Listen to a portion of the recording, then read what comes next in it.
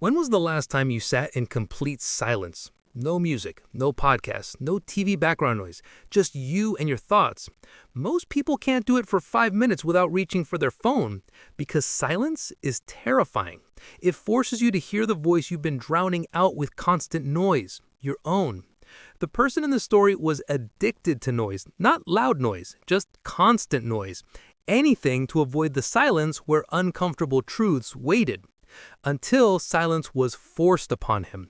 And in that silence, he found the one thing he'd been searching for through all the noise, himself. This is his story, and it might be your wake-up call. Now, I need you to understand why this video matters. This will show you why silence isn't empty, it's full of clarity, wisdom, and the voice you've been covering up with constant noise. Most advice tells you to find your voice through speaking up. This reveals that your truest voice is found in silence, by learning to listen before speaking, to pause before reacting, to create space instead of filling it. You'll discover that being quiet isn't weakness, it's the foundation of authentic communication and self-knowledge. So let me tell you about Marcus. He's 42 years old, successful sales executive, known for being charismatic, funny, always had something to say. At parties, he held court. People would gather around him because he was entertaining. In meetings, he dominated, not in an aggressive way, but he was always contributing, always adding his perspective, always making sure his voice was heard. In conversations, he waited for his turn, not to respond to what was said, but to say what he'd been planning while the other person was talking. Marcus equated words with value. Silence meant you had nothing to contribute. Quietness meant weakness.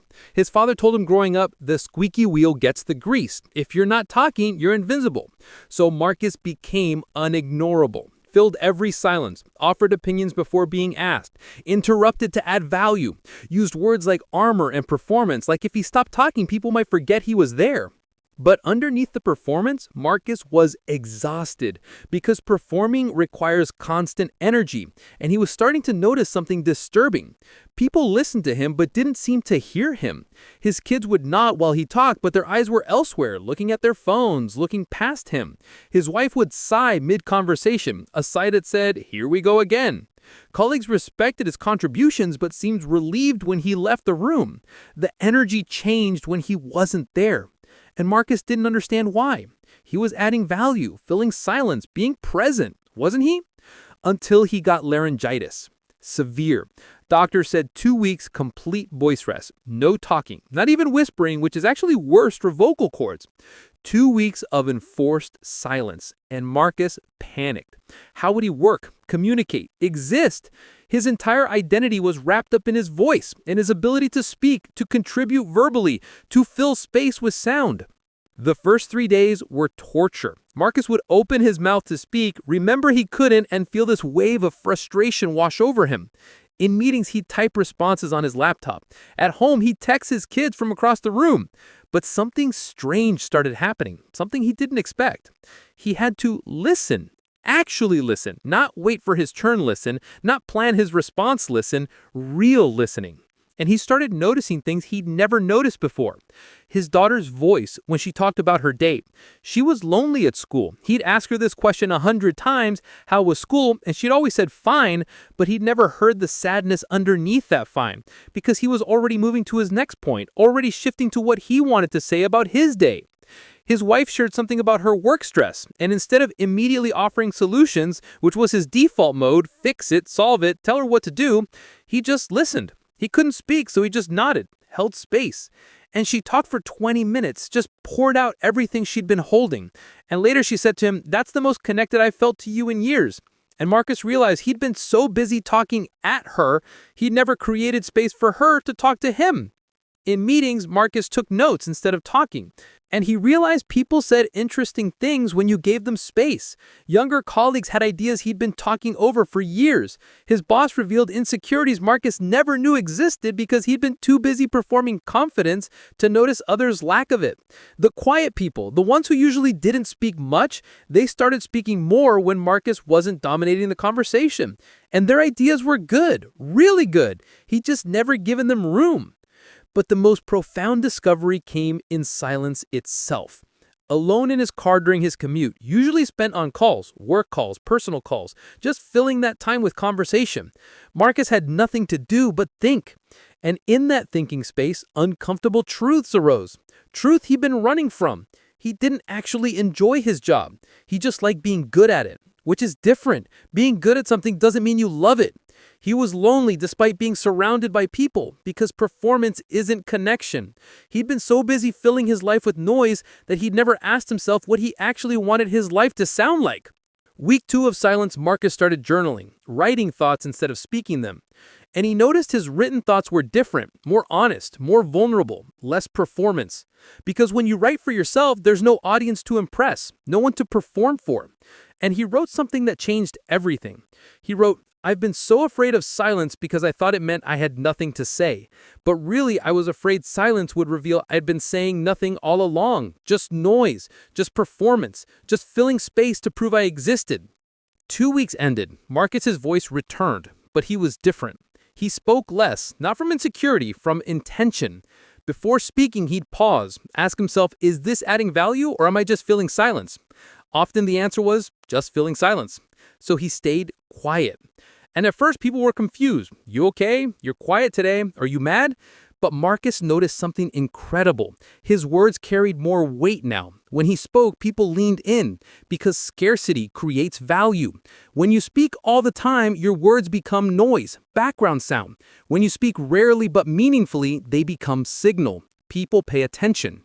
His relationship with his wife deepened because he was actually present in conversations instead of just present in rooms. His kids opened up more because they had space to fill, space that wasn't already occupied by his voice. His career improved because he was solving problems instead of just talking about them, listening to what clients actually needed instead of assuming and pitching. Marcus tells people now, "I thought my voice was my greatest asset, but it was a liability, a crutch, a wall between me and everyone else. Silence didn't take my voice, it gave me one worth hearing. Because now when I speak, I have something to say, not just sounds, meaning, truth. Words that matter because I choose them carefully instead of just releasing them constantly." So what did Marcus actually learn in that enforced silence? What truths about quietness can transform how you communicate, think, exist? First truth, silence isn't empty, it's full. Silence isn't the absence of sound, it's the presence of space. Space to think, feel, process, understand. Marcus learned that filling every silence with words was like painting over a canvas without looking at what was already there. Silence lets you see what's actually there before deciding what to add. Most noise is just fear of silence. But silence is where wisdom lives, where truth emerges, where your real voice can finally be heard. Second truth, listening is not waiting to talk. True listening requires silence, internal silence. Marcus thought he was a good listener because he didn't interrupt, most of the time. But he wasn't listening, he was buffering, loading his response while appearing attentive. His mind was already 3 steps ahead, planning what he'd say. Real listening means emptying yourself of what you'll say next and filling yourself with what's being said now. That requires quiet, not just external quiet, mental quiet, the hardest kind. Third truth, your truest voice lives in silence. The voice that performs, people pleases, protects, that's not your true voice. It's your survival voice, your social voice, the voice you develop to navigate the world. But your authentic voice, the one that knows truth, speaks from integrity, doesn't need validation, that only emerges in silence. When you're not performing, when you're not reacting, when you're just being. Marcus found his real voice by shutting up his fake one, by creating enough space for the truth to surface. Fourth truth, speaking less makes words matter more. Scarcity creates value. When you speak all the time, your words lose weight. They become expected, ignorable. But when you speak rarely but meaningfully, people listen. Marcus became more influential by talking less because his words carried intention, not just sound. The most powerful people in rooms are often the quietest because when they finally speak, everyone stops to listen. So how do you practice this? How do you develop the art of being quiet in a world that demands constant noise? First practice, the 5-second pause. Before responding in any conversation, pause. 5 seconds. Not to plan what you'll say, to absorb what was said. This breaks the reactive pattern. Most people respond instantly, which means they're not responding to what was said, but to what they thought while the other person was talking. The pause creates space for actual response instead of rehearsed reaction. Second practice, the silence hour. Daily spend 1 hour in complete silence. No music, no podcast, no TV, no conversation, just you and your thoughts. Walk silently, sit silently, drive silently. Let your mind process without input. This feels uncomfortable initially because you're not used to your own mental company. But in that discomfort lies self-knowledge. What arises in silence is what you've been drowning out with noise.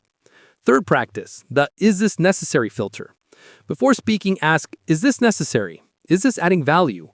Or am I just filling silence because silence feels uncomfortable? If it's the latter, stay quiet. Let silence exist. This doesn't mean never speak. It means speak with intention, not compulsion. Your words will matter more when they're chosen, not just released. Fourth practice, listen to completion. In conversations, practice listening until the other person completely finishes their thought. Not just pausing, but actually finishing their thought. Most people start forming responses mid-sentence, cutting off deeper sharing. Listen until there's true silence, then pause 5 seconds more. Often, the most important thing said comes after the pause, but only if you create space for it. Marcus lost his voice for 2 weeks and found himself. Not because silence is magical, but because silence revealed what noise had been covering. His truth, his authentic voice, his real self underneath the performance. And when his physical voice returned, he used it differently, with intention, with meaning, with space between stimulus and response. He stopped filling every gap with words and started filling his words with silence. The pause, the reflection, the space that makes meaning possible. Because here's what nobody tells you. Your voice isn't found through speaking more. It's found through speaking better. And you only learn to speak better by listening more. To others, to yourself, to the silence where truth lives. Here's your truth. Say it with me. My words matter because I choose them carefully, and I choose them carefully because I listen deeply to others and to myself. Say it again. Silence isn't emptiness. It's the space where my truest voice lives. One more time. I don't need to fill every silence. I just need to be present in it. If this shifted how you see silence, if you're realizing you've been using noise to avoid yourself, hit the like button, not for me, for you, as a commitment to try 1 hour of silence. Drop a comment and tell me, what would you hear if you were quiet for a full hour? What voice have you been drowning out? Make it real, name it, and subscribe for more wisdom about finding yourself in unexpected places. Your voice matters, but only if you listen to it first, and you can only hear it in silence. So be quiet, not forever, just long enough to hear what you've been missing.